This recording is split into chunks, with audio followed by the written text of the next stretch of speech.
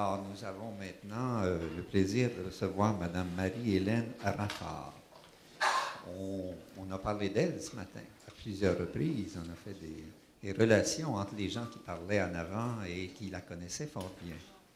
Alors, Mme Marie-Hélène Raffard est professeure certifiée en lettres modernes au Collège Maurice Genevoix en Haute-Vienne, en France. Elle est docteure de l'Université Michel-Montaigne, Bordeaux 3. Elle a défendu une thèse de doctorat en littérature française et comparée, une thèse soutenue en 1993 et portant, tenez-vous bien, sur un auteur québécois bien connu. Le titre de la thèse, c'est « Masques et illusions » ou la quête d'une identité dans l'œuvre de Michel Tremblay.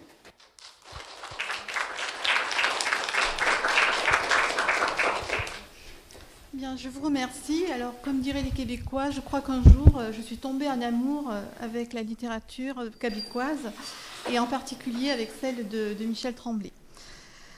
Avant de commencer encore, je tiens à remercier très chaleureusement mon ami Shawing Durand pour son invitation à l'accompagner sur les terres Dixit Shawing du Nouveau Monde. Cela me ramène 2 ans en arrière lorsque, sous son cerisier, elle me disait « Ce serait bien un jour si nous pouvions aller au Canada ensemble ». Donc voilà, aujourd'hui, c'est l'occasion qu'elle m'a donnée.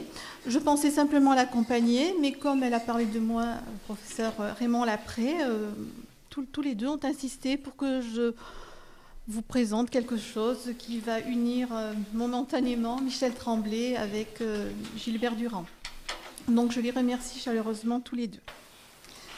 Alors, parler de Michel Tremblay et de son œuvre, c'est très compliqué en quelques minutes, puisque c'est un auteur gigantesque. Et ma directrice de thèse a dit que c'était un monument toujours en devenir.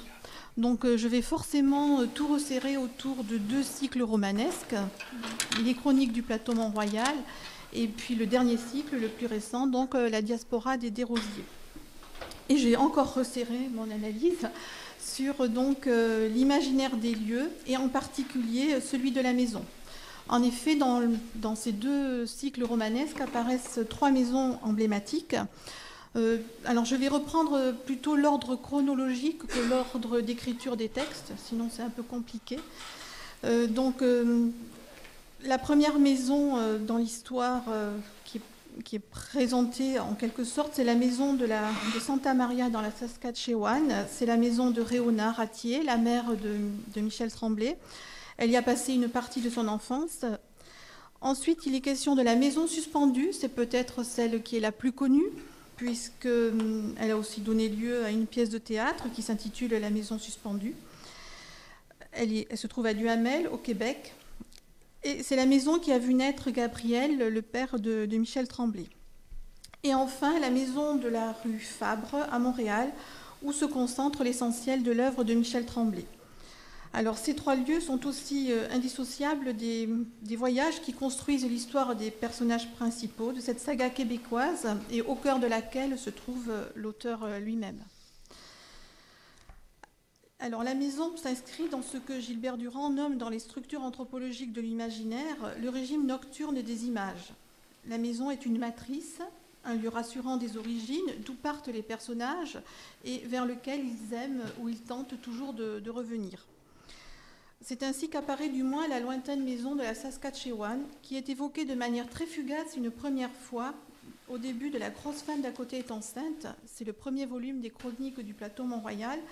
Et lorsque le narrateur évoque cette maison, il évoque simplement, je cite, que c'est une maison au fin fond de la Saskatchewan. Et un peu plus loin, elle deviendra donc la maison au milieu de nulle part. C'est une maison aussi, que l'on dit, perdue dans ces champs sans fin qui filent jusqu'à l'horizon et où les grands-parents de Réona, des Indiens Cris, s'étaient installés parce qu'ils étaient donc fascinés par la vastitude des plaines. Donc Réona Ratier est confiée très jeune par leur mère à ses grands-parents avec ses sœurs et elles vont vivre quelques années ensemble à Sainte Maria, donc en Saskatchewan. Et il est marqué donc dans le premier volume de la Diaspora qu'elles y vivaient cachées et protégées au milieu de nulle part. Donc cette thématique de la maison cachée au milieu de nulle part, c'est quelque chose qui va être récurrent dans les deux cycles romanesques. Et lorsque Réona devra quitter cette maison, en 1913, c'est un véritable déchirement affectif, mais aussi un déracinement au sens propre. Alors en témoigne cette scène de récit qui va mettre l'accent sur la maison qui va agir comme un personnage. Et cette scène est racontée du point de vue de la fillette, installée sur un petit cabriolet qui la conduit à la gare. Et le narrateur note « Elle regarde la maison s'éloigner, l'escalier disparaît en premier, puis la véranda, comme si la maison venait de s'enfoncer à jamais dans le sol fertile de la Saskatchewan. Elle cesse d'être statique pour devenir dynamique, cette maison, comme le soulignent les verbes d'action, s'éloigner, disparaître, s'enfoncer. Vu du train, le petit village lui-même sombre, se noie et disparaît aussi. Ce n'est pas Réona qui s'éloigne, mais c'est son univers familier. La maison va suivre l'enfant et occuper ses souvenirs. À Montréal, Réona souhaitera, je cite, « se sauver à l'autre bout du monde pour retrouver son paradis perdu ».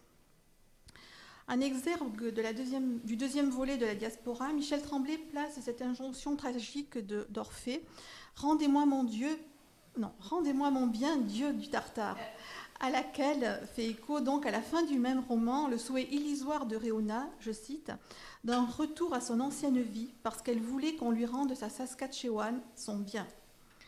L'enfant ne peut pas se satisfaire de sa vie à Montréal où sa mère l'a fait venir pour s'occuper de son dernier-né. La maison des grands-parents apparaît donc pour elle comme un havre de paix, le garant du bonheur avec ses sœurs réunies. C'est en quelque sorte, pour reprendre l'image métaphorique de Bachelard dans la poétique de l'espace, c'est la maison-nid. Comme dit Bachelard, on y revient, on rêve d'y revenir, comme l'oiseau revient au nid. Or, c'est bien cette fonction protectrice que remplit cette maison, à travers l'image de la grand-mère Joséphine, qui est dite, je cite, « intouchable, éternelle, à tout jamais la souveraine de sa maison posée au creux des champs de blé ». Ce lieu mythique ne sera plus évoqué par Réona, devenue la grosse femme dans les chroniques en 1942. Mais ses confidences inspireront à la fin de sa vie une nouvelle à son neveu Marcel dans le dernier volume, Récit un abîme, intitulé, par hommage à Gabriel Roy, « Cette plaine remplie de mon cœur ». Le jeune fou y évoque alors la ligne d'horizon de la Saskatchewan comme, je cite, « la limite entre le couvercle du ciel posé sur le plateau de la terre et la fin du grand océan de blé. La proximité du ciel et de la terre tend à les faire se confondre et renforce ainsi cette image du paradis. » La maison de Nuhamel, elle, est le lieu des origines par excellence de Gabriel, qui rencontrera plus tard Réona. Donc, ce sont les parents de Michel Tremblay. Cette maison est le paradis perdu de ses parents incestueux, Josaphat et Victoire. Cette maison, je cite, « fait figure d'omphalos, de nombril du monde », comme le souligne Marc Arinaud dans son ouvrage consacré à l'Apocalypse selon Michel Tremblay. C'est dans cette maison que se succèdent ou se croisent les principaux personnages des deux cycles romanesques. Elle est aussi, comme je vous l'ai dit tout à l'heure, au cœur d'une pièce de théâtre que Michel Tremblay a intitulée « La maison suspendue ». Alors, à quoi ressemble cette maison ? La première description détaillée apparaît dans La traversée des sentiments. Réona la découvre pendant l'été 1915, date à laquelle cette maison appartient à l'une de ses tantes. Arrivée à la tombée de la nuit, Réona ne perçoit d'abord qu'une, je cite, « maison illuminée à l'intérieur, ce qui la fait ressembler à une lanterne chinoise accrochée dans l'obscurité. » Quand elle entre dans cette maison, sa tante lui souhaite simplement « bienvenue dans la maison suspendue ». Et ce n'est que le lendemain que la fillette saisit mieux cette métaphore aérienne, puisqu'elle découvre, je cite, « une maison à flanc de montagne, posée là, sur un petit tertre ». Et la maison apparaît sertie dans la montagne, presque enfermée dans un écrin de conifères. Mais au-delà de l'alliance intime du minéral et du végétal, le relief découpé et abrupt qui l'environne surprend Réona. La maison se trouve, je cite, parmi des pics, des creux, des dénivellations brusques, d'énormes pierres. C'est un spectacle pour Réona, beau et étrange. Mais Réona reste frappée par le contraste entre la maison de ses grands-parents perdus dans l'immensité des plaines et cette maison donc simplement posée parmi la montagne. Là, tout est aérien, tout est vertical. La maison flotte et pourtant elle est bien accrochée à la montagne. Bachelard, dans La Terre et les rêveries de la volonté, écrit, je cite, « La montagne travaille l'inconscient humain par des forces de soulèvement. Le rêveur, poursuit-il, peut être partagé entre un élan vers les sommets, la vie aérienne de la montagne, mais aussi une sensation d'écrasement. » Et c'est ainsi qu'en dépit de cette beauté majestueuse du paysage, la montagne autour de la maison peut constituer aussi une menace, car, je cite, « La montagne, de l'autre côté, abrupte, taillée dans le roc, semble vouloir tout écraser. » Cette maison de Duhamel s'inscrit donc dans une structure mystique qui en fait le centre de la mythologie familiale de Michel Tremblay. Réona n'y a passé qu'une semaine de son enfance, en vacances, mais c'est le lieu avant tout où ont vécu ce que certains appellent le couple fondateur de la saga québécoise, Josaphat et Victoire. Et c'est Simon, le gardien de la maison suspendue, qui va remettre à Réona, lorsqu'elle est petite fille, un cahier trouvé dans la maison après sa vente, puisqu'il se trouve que cette maison qui appartient à sa tante a été vendue par Josaphat lui-même à cette tante. Elle y découvre alors les contes de Josaphat. Ce sont des récits anabîmes qui vont parsemer l'ensemble des chroniques et de la diaspora. Dans le passage obligé, Michel Tremblay reprend comme un leitmotiv la description de cette maison. Et on retrouve pratiquement les mêmes mots. Par exemple, c'est une maison située à 1 mile au nord du village, près du lac Long. Je cite encore, « dans une magnifique forêt, habitée de pépiments joyeux et de frôlements de branches presque inquiétants. » Et l'on aperçoit alors, je cite encore, c'est pratiquement les mêmes mots que dans un autre roman, une maison juchée sur un tertre et appuyée contre le flanc d'une montagne. Ce sont donc presque les mêmes mots d'un récit à l'autre, avec simplement la variante du flanc de la montagne qui semble être plus doux, puisque dans le flanc, on peut se protéger. Mais c'est aussi dans cet ouvrage qu'on a une description de l'intérieur de la maison. Alors cette maison, elle est très bien tenue, elle respire l'ordre et le calme, avec ses rideaux propres aux fenêtres, le bois des meubles bien huilé, le plancher luisant. Et cette maison au milieu de la forêt, centre d'intimité, paysage clos, pour reprendre les expressions de Gilbert Durand, s'apparente donc à un lieu sacré. Cependant, elle devient la scène d'un déferlement de violence de la part d'une religieuse qui vient y percer l'abominable secret de Victoire. Le lieu sacré est profané par une double agression, verbale et physique. D'une part, la religieuse contraint Victoire à avouer que le petit Gabriel est le fruit de ses amours incestueuses avec son frère Josaphat. D'autre part, elle la pousse, je cite, à se réfugier dans un coin de la pièce, derrière le four, d'où émanait l'une des plus merveilleuses odeurs, celle du bonheur. Le four, par sa chaleur, symbolise ici une force rassurante. Par extension, ce four figure la quintessence de la maison, dans ce qu'elle est, je cite, toujours un abri qui défend et protège, et qu'elle assure, je cite encore, une activité défensive, selon Gilbert Durand. C'est aussi le lieu de l'intime, comme le montre le glissement de l'odeur du four à l'odeur du bonheur, et c'est l'intimité du microcosme, je cite ici Gilbert Durand, qui est violée par la sœur. Même si Josaphat survient et s'empare de celle qu'il nomme la pie-grièche et la jette au bas des marches du perron, c'est le serpent qui est entré dans la maison de Duhamel. Après cet épisode, Josaphat décide donc de vendre la maison et de s'exiler à Montréal. Dès lors, Duhamel devient le paradis perdu et ne cesse de hanter le souvenir de Victoire, tant dans la période de la diaspora que dans les chroniques où, au moment de mourir, le 4 juin 1942, dans la maison de la rue Fabre, elle, je cite, se revit quelques 60 ans plus tôt, déambulant sur le petit chemin de terre de Duhamel. Et on arrive donc à la rue Fabre, et plus particulièrement donc à la maison de la rue Fabre, qui est donc la troisième maison emblématique, parce qu'elle va relier ici les deux familles de Michel Tremblay, qui, dans l'espace, étaient très éloignées, puisque l'une vient de la Saskatchewan et l'autre donc de Duhamel. Donc les chroniques débutent le 2 mai 1942 et le lecteur découvre alors 3 familles qui, pour des raisons économiques d'abord, puis ensuite par simple facilité, vont se croiser, se supporter, se déchirer dans une redoutable promiscuité. Là cohabitent Victoire, son fils aîné Gabriel avec sa femme enceinte et leurs 2 garçons, sa fille Albertine avec ses 2 enfants, Thérèse et Marcel, et son fils Édouard. Cette maison-là s'inscrit dans une valorisation très négative. Chacun a hâte de la quitter et paradoxalement d'aller chercher un abri ailleurs. En témoigne cet extrait du premier volume des Chroniques. Dehors était le seul endroit où un des membres de ces 3 familles qui n'avait pas envie de participer à la fête des cris et des coups pouvait s'abriter. La maison de la rue Fabre se trouve donc aux antipodes de l'image idyllique de celle de la Saskatchewan ou de celle de Duhamel. Ce 2 mai, tous les membres de la famille sortent se réfugier dehors, à l'exception de celle qui a connu les grands espaces. Une grossesse difficile contraint Réona, que l'on connaît dans ce premier volume simplement par la périphrase de la grosse femme d'à côté. Donc Réona a gardé la chambre et c'est du fond de sa prison, c'est ainsi que définit Michel Tremblay cette chambre, c'est donc du fond de sa prison qu'elle rêve d'évasion vers le Mexique. Seul le balcon de cette maison de la rue Fabre paraît connoté positivement. Peut-être faut-il voir dans la position du balcon un prolongement artificiel de la maison suspendue.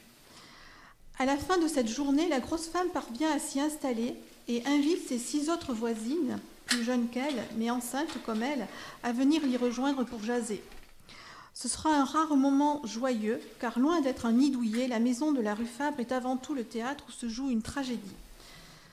Dans un objet de beauté, le dernier volume des Chroniques du plateau Mont-Royal, Thérèse, 32 ans, devenue alcoolique et prostituée, annonce à sa mère Albertine qu'elle, je cite, a reloué l'ancien appartement de la rue Fabre parce que, pour elle, c'est la maison où ce qu'on est venu tous et deux, c'est-à-dire elle et Marcel. Ainsi, elle lui demande de reproduire les mêmes conditions d'existence que 20 ans auparavant, mais avec un Marcel devenu fou et un mari désœuvré et handicapé et qu'elle n'aime plus. Thérèse se laisse aller à une étonnante nostalgie du malheur et croyant convaincre sa mère, elle s'exclame. La rue Fabre, moment, les années 40 puis les années 50, tout ce qu'on vivait à 12 dans ce logement, à cette pièce-là, 3 familles, toutes parents, puis toutes mêlées. On a tout été malheureux là-dedans, mais c'est quand même la plus belle période de notre vie. Pour Bachelard, la maison natale est, je cite, le premier monde de l'être humain. Et ici, elle remplit sa fonction rassurante, justement parce qu'elle est un lieu que l'on connaît. Peu importe à Thérèse s'il est entaché de malheur, ce malheur est lui aussi connu. Donc, quelle qu'elle soit, la maison est donc toujours l'image de l'intimité reposante, comme l'affirme Gilbert Durand.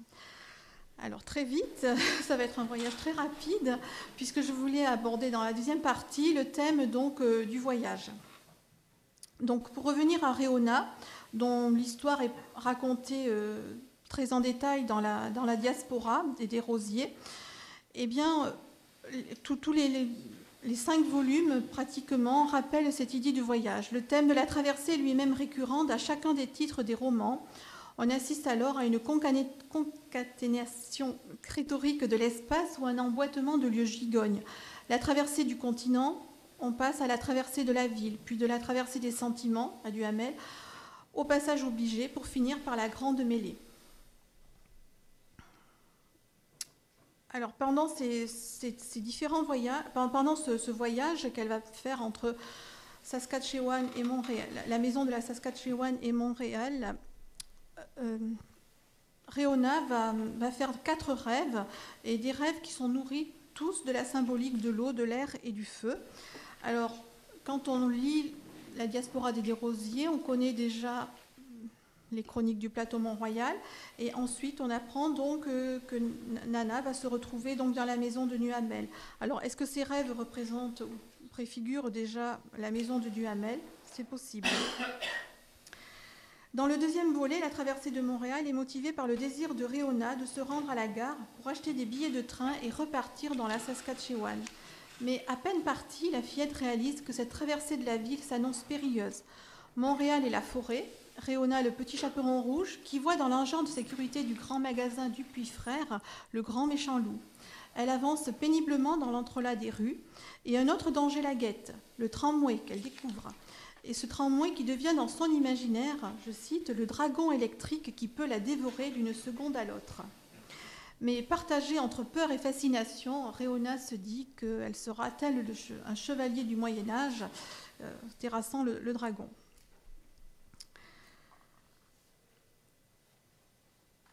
Alors, je vais passer maintenant à Édouard. Je coupe un petit peu. Donc, le lien entre Réona et Édouard. Réona, donc, se retrouve la belle-sœur d'Édouard. Et lorsque Édouard va quitter la rue Fabre, parce que c'est un lieu sclérosant pour lui, et après la mort de sa mère, c'est une possibilité aussi de libération. Il a aussi touché un petit héritage qui lui permet de se payer un voyage à Paris.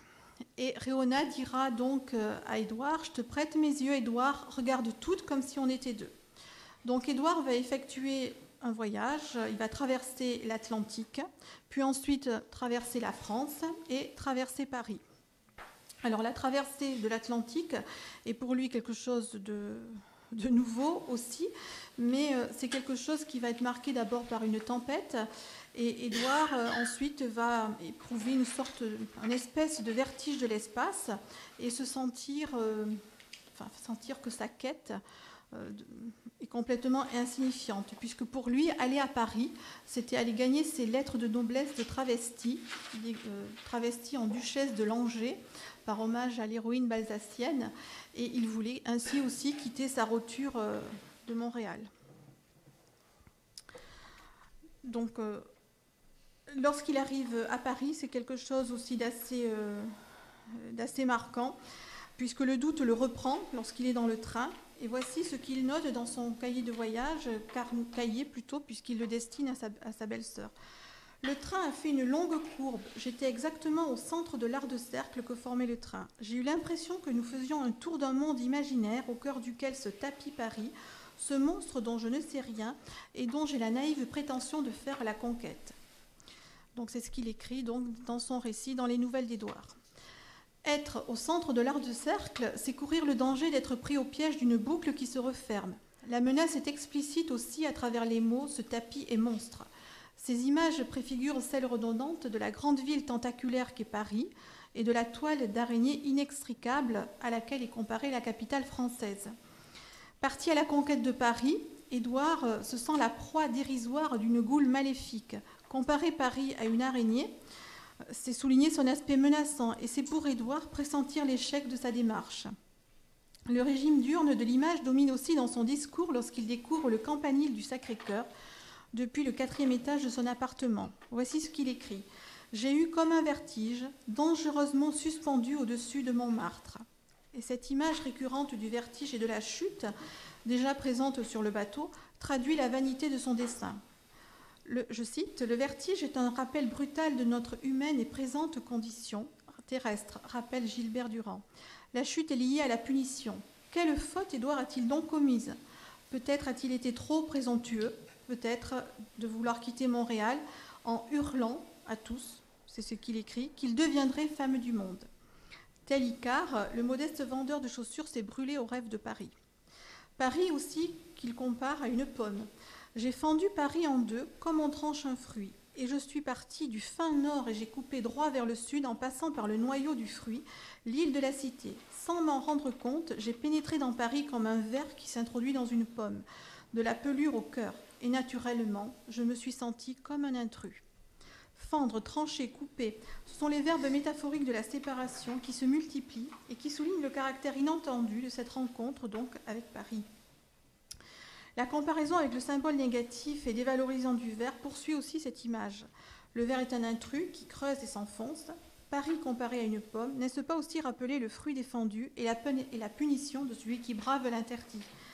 La traversée de Paris, c'est la chute, l'échec d'Édouard, mais qu'il saura sublimer par ses plus belles menteries à son retour au Québec. Ce court séjour parisien figure ainsi son propre passage obligé, pendant lequel il réalise que Montréal lui appartient, alors que Paris, jusqu'ici, n'était qu'un rêve décrit dans des dizaines de livres qui le faisaient rêver. Donc, c'est justement sur le rêve. Dès lors, le retour à Montréal, Édouard s'invente une histoire qui deviendra donc mythique au fil de son existence.